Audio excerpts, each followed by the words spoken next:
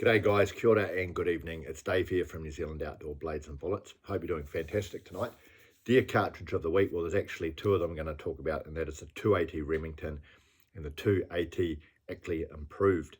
Both very capable cartridges and possibly didn't get the attention they deserved for a number of finicky reasons, that is the world of deer hunting cartridges. Now before I talk about the 280 Remington, I'm going to go back in time to 1927 and talk about the 270 Winchester, developed of course in 1927 by Winchester, based on a parent 30-06 case neck down to 277 caliber. This was quite revolutionary at the time because it offered a high velocity, high ballistic coefficient, 130 grain projectile, humming along at about 3,000 feet per second, which was very capable then, and it is still very capable now. It's a good all-round cartridge and famous for its flat shooting ability and long-range knockdown power.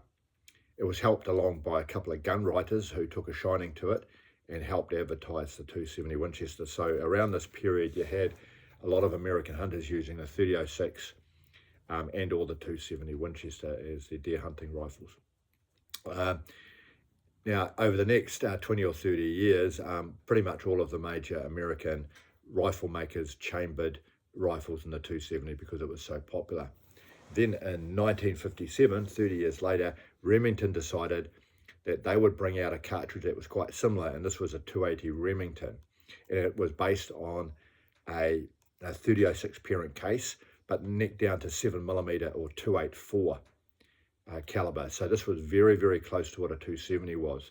They actually changed the angle of the shoulder on the projectile or the cartridge case to avoid the mistake of people accidentally chambering a 280 and a 270 rifle, which would cause a breech explosion. Now this is a very capable cartridge, as the 280 Remington, because it's got a 30-06 parent case, and it offers ballistics very similar to the 270, although with projectiles of the same weight, the 270 will always have a slightly higher ballistic coefficient. But one of the real advantages of the 280 is because it's a 7mm cartridge, people, particularly reloaders, have got access to a much wider variety of projectiles at the time than people who used a 270. However, nevertheless, it never really took off. It's always been around. It's actually still around now. You just don't see it much. It could never compete with the 270. If you already got a 270, you're not going to trade it in on a 280.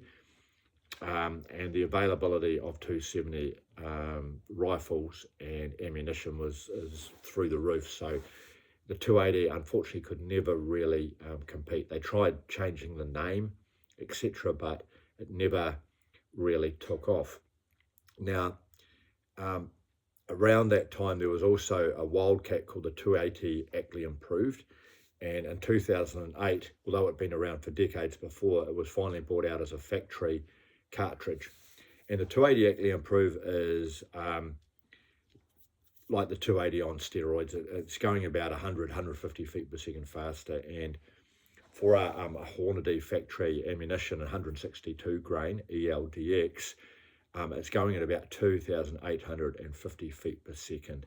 And with a high ballistic coefficient 7mm projectile, this is impressive ballistics indeed.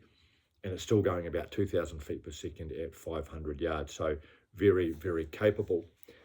But why didn't the 280 Ackley Improved take off? Well, to be honest, it's competing with the 7mm REM mag. So if you really want a fast 7mm, you might as well get a 7mm REM mag or one of the other 7mm magnums. So the 280 AI, although it's still around, also never really took off just because of the competition. But in any case, there you have it. The slightly sad story of the 280 and the 280 Ackley Improved, although people, particularly reloaders, are still using these two cartridges because they are great. It's just they were beaten to it a little bit by the 270 and then the 7mm REM mag. But anyway, if you got this far, I would love to hear from you, particularly if you've got any thoughts or experience or opinions on what I just told you here.